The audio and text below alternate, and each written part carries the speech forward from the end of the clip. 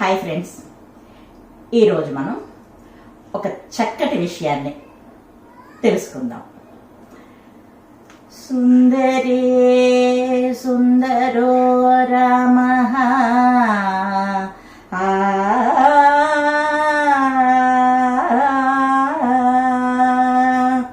సుందరే సుందరీ కథా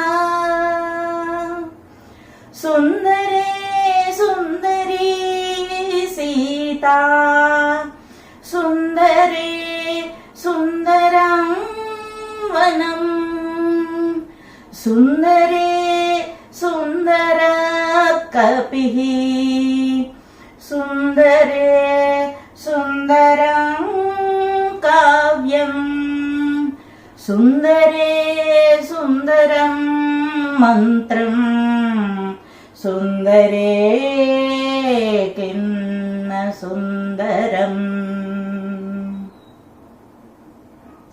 ఎంత అద్భుతమైన శ్లోకమో కదా. శ్రీరాముని సౌందర్యం, మూర్తిమత్వం అంతా కూడా సుందరకాండలోనే అధికంగా అభివర్ణించారు. అందుకే అది సుందరకాండ.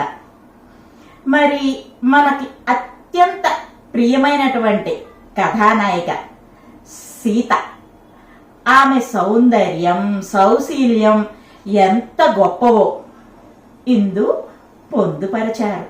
అందుకే ఇది సుందరకాండ.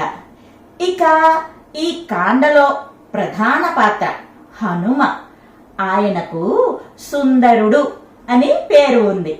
సౌందర్యం చూడవలసినది ఆకారంలో కాదు, నడతలో.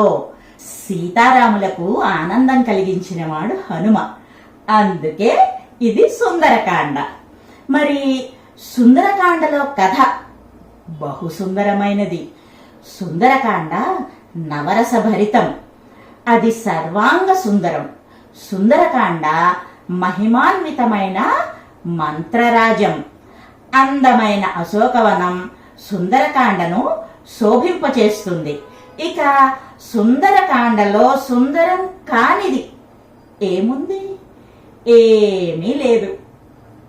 ఇదే నేను చెప్పాలనుకున్నటువంటి సుందరకాండ ఔన్నత్యం. జై శ్రీరామ్. మరో మంచి వీడియోతో మళ్ళీ కలుద్దాం. By bye friends.